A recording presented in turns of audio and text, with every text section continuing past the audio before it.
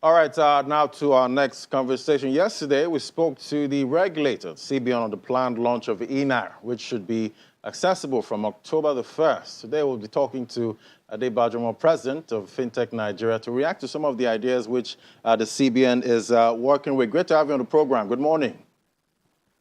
Good morning. Thanks for having me. Yeah, so the eNaira, should be accessed from the 1st of October, and Nigerians will be able to download the app and create their wallet. How do you see this working? The eNaira is a fantastic development. It shows the metamorphosis of money, how money is changing fast. After all, we're in the fourth industrial revolution. One of the key traits of the fourth industrial revolution is digitalization. Everybody's a digital business, and everywhere you turn in the world, virtually all the central banks are actually doing something or already piloting a CBDC, a central bank digital currency, so to speak, really. So the CBN, as you probably heard, have a sandbox. Many banks and financial institutions have been are connecting to that, testing, using their mobile and internet banking apps. The whole process runs using a centralized approach. Basically, there are a few APIs, application programming interfaces, which allow you to make calls, service calls, a deposit and a withdrawal calls with documentation. So it's all going pretty well, certainly for those who've actually connected to it really. And there's still a bit of work to be done in that respect. But one more street, sorry, please go on. No, you can carry on. One more street digital currencies with both optimism and humility. The motivations for governments and central banks is very clear. There's the fear of losing control. The work of central banks is to harness the banking system to amplify monetary policy. And if payments, deposits, loans are to migrate from banks into privately run digital realms, then you can see how the central banks will struggle. But then unsupervised private networks cannot also be the way to go in terms of what we're seeing in development. So it's that balance really, where the motivation is the promise of a better financial system, and money provides a real store of value rather than speculative value. So all in all, a very positive development. All right, but do you see the CBDCs, having, the cryptocurrencies have a decentralized, nature to them. Do you see, the CBDCs having some kind of decentralization to it at some point? That's a very interesting question. And you touch on the current design, at least as we understand it, of the current approach by the central bank, which is a centralized approach, really. You can have a semi-decentralized approach, and you can have a fully decentralized system. Most pundits would probably argue that a decentralized system is perhaps a far more robust, transparent, scalable manner to go than a fully centralized system. In fact, a fully centralized system can just be trivialized. Why use a blockchain? Why use the DLT technology if you're going to be fully centralized? The fully centralized system means one person can change the rules, replay transactions and all of those kind of stuff. In a decentralized system, the rules are different. The whole network is a lot more robust. You can track transactions all the way down. And participation is actually a lot more broader and robust as well, as opposed to centralizing everything inside one point. But the jury's out. When you look at various jurisdictions, it's about making sure that people understand this. Like I said earlier on, you've got to treat it with both optimism and humility. We don't know what we don't know. And what we have to do is to just make sure that we understand the implications of each model before we go down one road. So one of the reactions to the eNaira after the announcement by the central bank has been their engagements of Bit Inc. When we have a lot of brains back here in Nigeria. You are the president of Fintech. Yesterday we had a representative of the central bank on the show. We asked him, and he said it's because they wanted to engage a company that has the track record. We believe in Nigeria. Why do you think that the CBN did not engage member of your association? We have enough brains here.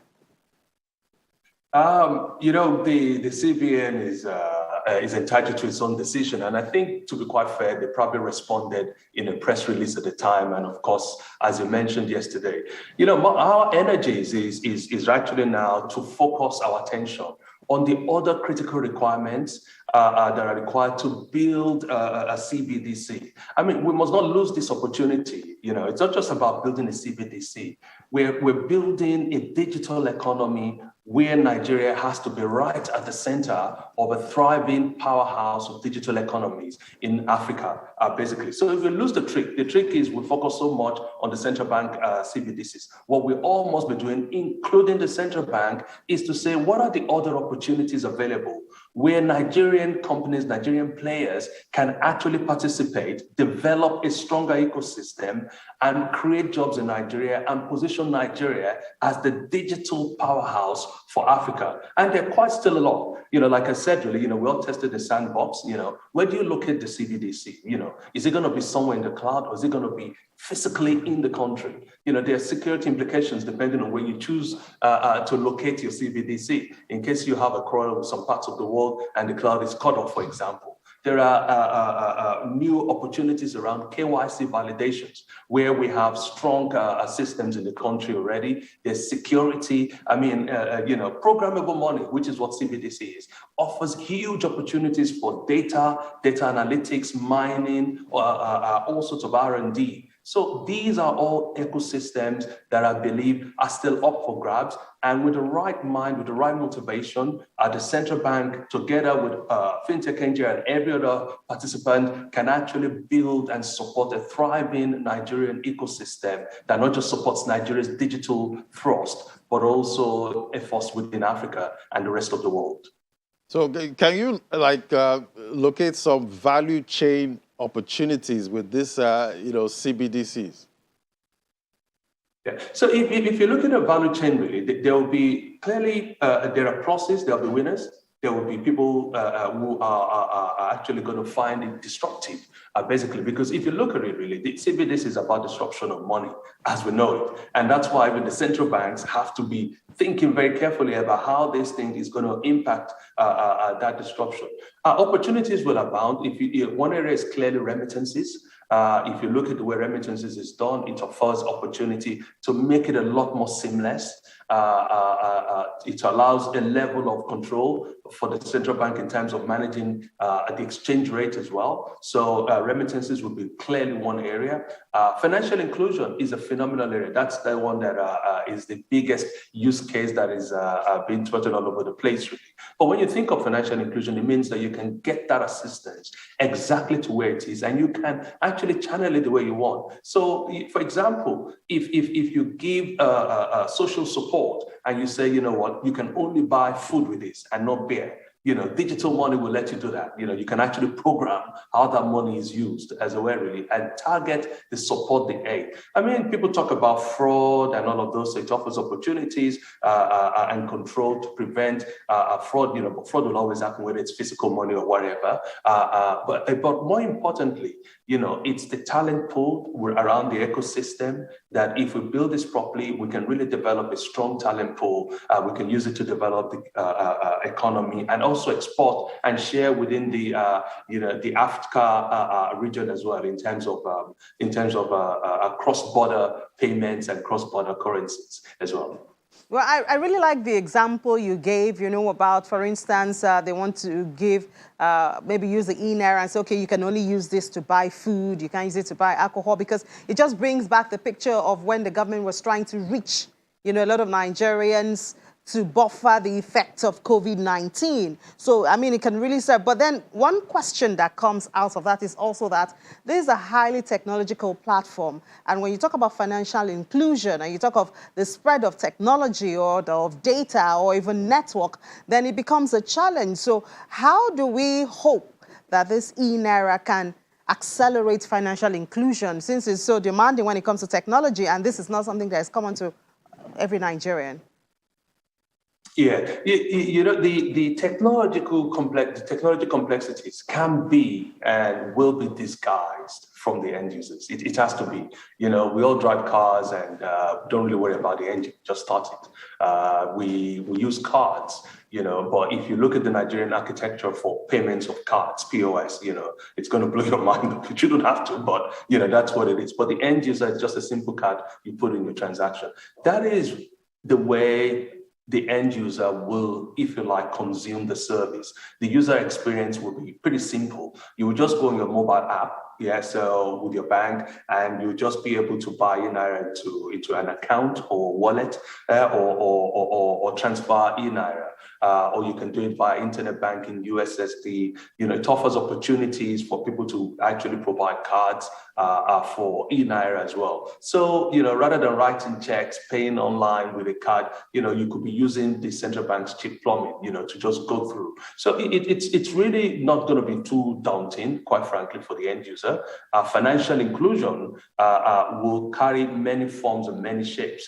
And because you're now able to do certain things in a manner that is transparent. So if you like, the brains behind all of these technology will be almost shielded from the community. You know, and that's why you know, when you take the arguments back to centralized, semi-decentralized, or decentralized approach, then you start saying, you know what, perhaps a decentralized approach allows a much more robust basis to have, if you like, regulated entities or pre-vetted entities to manage and control how you manage, you know, and you set the rules and you change the rules around those currency, around the central bank digital currency. I mean, it's one that has to be treated delicately, is what I would say.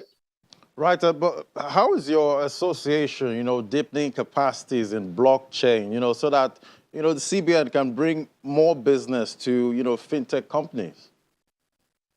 I mean, the single biggest challenge that we have right now, I guess globally, quite frankly, not even in Nigeria, is that of talent. You know, and the reason behind that is that this is probably the first time in any revolution, you know, in the fourth industrial revolution going to the fifth, but it's the first time in any industrial revolution where the whole world is actually experiencing that revolution at about the same time.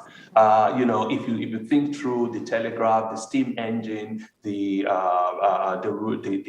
mass production, you see it start in one part of the world. Then they perfect the art over 50 years, 100 years, then they bring it back down. Then that window is shortening. Right now, digitalization is happening everywhere at the same time. And the best people to solve their problems locally are the locals. So here are Nigerians solving their own problems locally. So we can't wait for people all in other places of the world to come and solve these problems. We can collaborate, we can use their skill set and all of those stuff, really. And that's a real challenge for all of us, bearing in mind the speed that we're competing in. But for the association, really, you know, we're actually supporting in several ways. You know, one is around the capital market, where we've supported the Securities and Exchange Commission in developing a capital market fintech roadmap. You know, we've just recently come together, you know, our members, 250 strong firms, you know, we've set the industry standard for lenders using digital platforms. Our members have provided advice to both the CBN and a number of other regulators and government bodies on blockchain, you know, and how to go about, you know, the implementation. But more excitingly is that we have a program called the DigiStart, where we're actually working to train about 1 million students coming out of Nigerian universities, starting with the University of Nigeria, Nsukka. Because what you find is that what you learn in university may not be actually what the employers want to use. So employers want people who can hit the ground running, really. And we, you know, the DigiStart program is to create that blend or that transition where the thought courses and the academic background can then be transited into practical work experience, which employers can take and use. So that's something that's going, but the good news as well is that quite a number of companies are doing something similar. So we just have to encourage the whole ecosystem. We have to encourage firms, organizations to invest in and train in digital skills and even support and participate in our DigiStart program as well. All right, Mr. Bajamo, it's all about getting, 21st century skills at this point. Thank you so much. We'll have to leave it there now. Mr. Ade Bajamo is the president of Fintech Nigeria, and I'll be counting down to the eNaira. Thank you so much. Thank you.